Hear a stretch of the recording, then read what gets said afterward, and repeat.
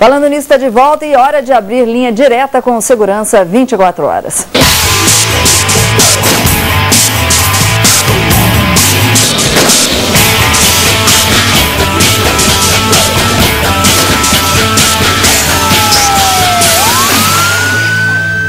Tony Blade, muito boa tarde, Tony Blade. Nós já falamos de vários casos de espancamento de mulheres aqui no programa.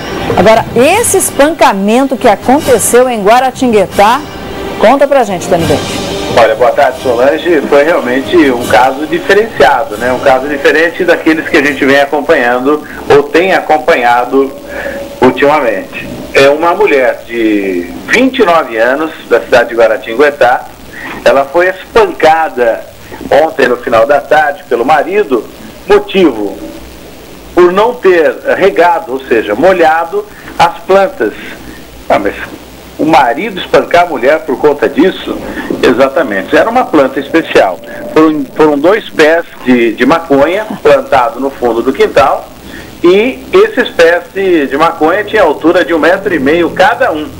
Portanto, ele passou essa determinação para a esposa, determinação essa que não foi cumprida por esquecimento ou alguma coisa desse tipo, e acabou agredindo a esposa. Ela acionou a polícia, os policiais foram até o local, fizeram a prisão desse indivíduo de 30 anos que teve o nome preservado.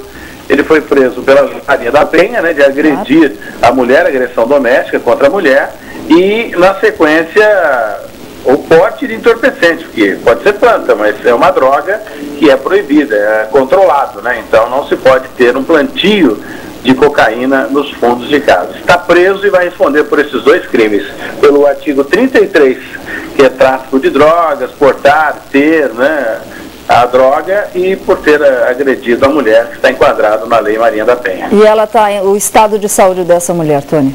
É bom, né? Ela teve ferimentos, embora vários hematomas pelo corpo, não sofreu nenhuma fratura e deve ter alta hoje e vai voltar para casa. Agora vem a pergunta: quando esse marido sair da cadeia, como é que fica a situação dessa mulher? Exatamente, por isso que a mulher não pode admitir esse tipo de atitude de nenhum marido, tem que denunciar, separa. Tá cheio de gente querendo dar beijo por aí, separa, porque já vimos muitos casos, né, Tony Blade, de assassinatos, crimes passionais, por situações muito menos graves que essa, de hoje. É verdade. Inclusive, no sábado agora, né, nós vamos repercutir o caso do Sem Limite, não é, Solange? Exatamente. Daquele casal de namorados, né, Tony Blade? Exatamente. Que foi morto com requintes de crueldade aí. Agora, Tony Blade, uma curiosidade, o pezinho de maconha, cortaram ou está lá secando do sol?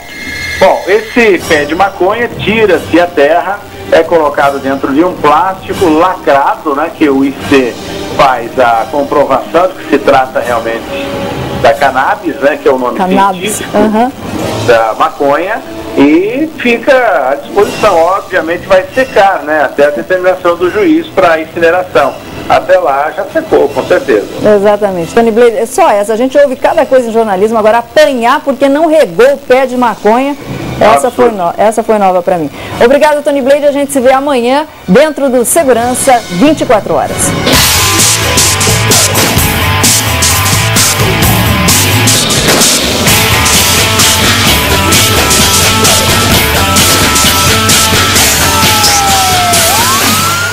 Eu já tinha ouvido falar nisso? Nunca, primeira vez, hein? Doutor? Absurdo. Não regou o pezinho de maconha, foi lá e tomou uma cacetada. Absurdo.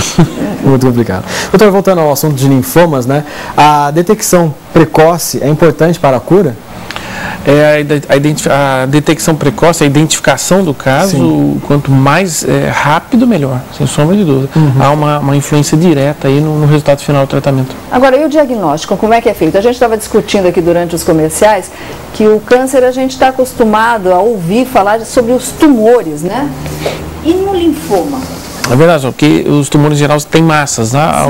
Os tumores hematológicos não têm esse comportamento frequentemente. Os linfomas têm os gânglios, então um gânglio aumentado, algumas acúmulos de gânglios que formam massas, fica mais fácil. O diagnóstico, invariavelmente, sempre tem que ter uma biópsia, o que a gente chama de exame anatomopatológico. Esse gânglio tem que ser retirado totalmente ou parte dele e avaliado para se dar o diagnóstico de linfoma. Não existe diagnóstico de linfoma por imagem, por experiência, por olho. Não dá, é anátomo patológico sempre. Agora, existe um perfil da pessoa que pode desenvolver esse tipo de câncer? Não existe um perfil. Nós temos um grupo aqui no Vale, nós chamamos de Grupo de Oncohemato do Vale. Nós criamos esse grupo, são todos os médicos que tratam essas doenças. E a gente definiu, estudou a população, estudamos 500 casos na população do Vale do Paraíba e foi semelhante à literatura mundial. Não há um perfil, não há uma idade específica, salvo algumas exceções. É uma mutação em geral, genética, não é hereditária e pode acontecer com qualquer um de nós, infelizmente. Doutor, muitos de nós, quando crianças, já tivemos a tal da íngua, né? Íngua pode ser o nome popular de um linfoma? Não. A íngua seria o que nós comentamos que é o reacional. Sim. Cresceu, a íngua em geral tem um sentido benigno. Sim. Então a íngua nós não podemos falar que é a mesma coisa que o câncer. Doutor, e quais são os tratamentos do linfoma?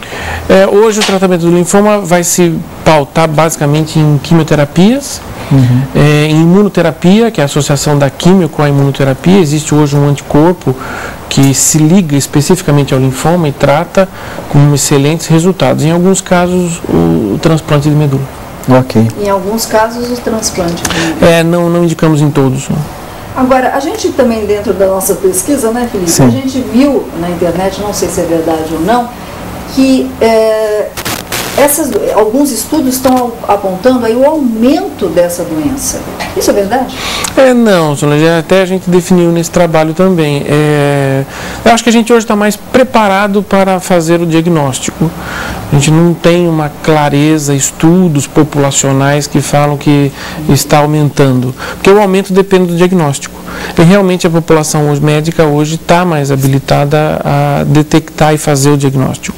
Há uma maior acessibilidade aos exames. Então, é difícil falar em aumento. Eu acho que a gente está mais preparado para fazer o diagnóstico atualmente. Agora, é muito comum a gente ver, doutor, principalmente no atendimento da rede pública, que é muita gente, é muito comum a gente ver o médico falar assim, isso é uma virose, isso é uma gripe, isso é não sei o quê, isso é não sei o quê, e a pessoa volta para o médico, e volta para o médico, e volta para o médico. Quando o paciente deve falar, eu preciso de um exame mais detalhado, que pode ser um linfoma, que pode ser alguma coisa mais grave. Você viu que nós comentamos, Solange, que alguns sintomas são específicos, febre, perda de peso, de repente um suor noturno, outras doenças podem apresentar. Se o paciente vai até o posto de saúde, é feito o primeiro tratamento, vamos dizer assim, seriam sintomáticos, o controle da febre, algumas orientações. Rapidamente, 2, 3 dias, uma semana, ele está de volta. Rapidamente ele volta novamente. Olha, esse paciente precisa de uma investigação mais precisa, porque não é o habitual. Em geral, as doenças comuns elas vão passar. Se não passou e continua todo o processo, necessita uma investigação. É aí um pouco que o sistema hoje falha, principalmente o público. Às vezes o paciente não consegue retornar, não consegue o acesso a um serviço de segunda linha e o caso se perde no meio do caminho. Doutor, e os fatores de risco de um linfoma? Também não há uma clareza de quais fatores de risco. Sim. Existem, por exemplo, nos linfomas Hodgkin, há uma associação, aquele paciente que já tem um linfoma, quando nós vamos estudar, por exemplo, o gânglio que foi retirado, um tipo de vírus que chama Epstein-Barr vírus, ele pode se correlacionar com mais ou menos 50% dos casos. Dos linfomas não Hodgkin não se tem assim uma clareza de fatores, ou seja, assim, não é alimentação, não é uma exposição ao sol, não é uma atividade de trabalho, não é o fumo, não é bebida alcoólica, então você não consegue ter parâmetros claros para os linfomas. Ok, mas hoje é o dia de combate aos linfomas, então se você tem a sudorese noturna, não tinha antigamente, né? De repente apareceu. Mudou tudo. A cama fica molhada quando você acorda. Febre, por que no final da tarde, doutor?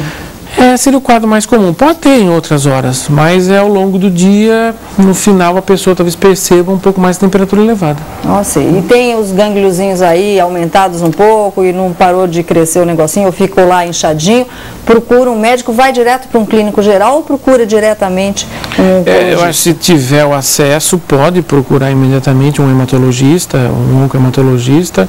O clínico geral também está preparado, né? E que é a nossa grande preocupação, que é a rede pública, existem os postos de saúde e existe um fluxo de encaminhamento desses pacientes. A gente pede que esse fluxo seja respeitado. Ok, então. Muito obrigado pela sua participação. Infelizmente o nosso tempo acabou. Mas conseguimos pelo menos passar o nosso recadinho. Obrigada, viu, doutor o convite Fernando? mais uma vez. Obrigado, senhor. Os contatos do doutor Fernando na tela. Amanhã, quinta-feira, a gente se encontra para falar sobre maquiagem semi-permanente. Recuperada vai ser uma beleza, hein? Para vocês também, cabeção. Imagina. Tá cheio de defeito aí, dá uma correçãozinha. Fica legal. Verdade. Então, até amanhã, gente. Tchau, tchau. Fiquem com Deus e a gente se vê. Tchau, tchau.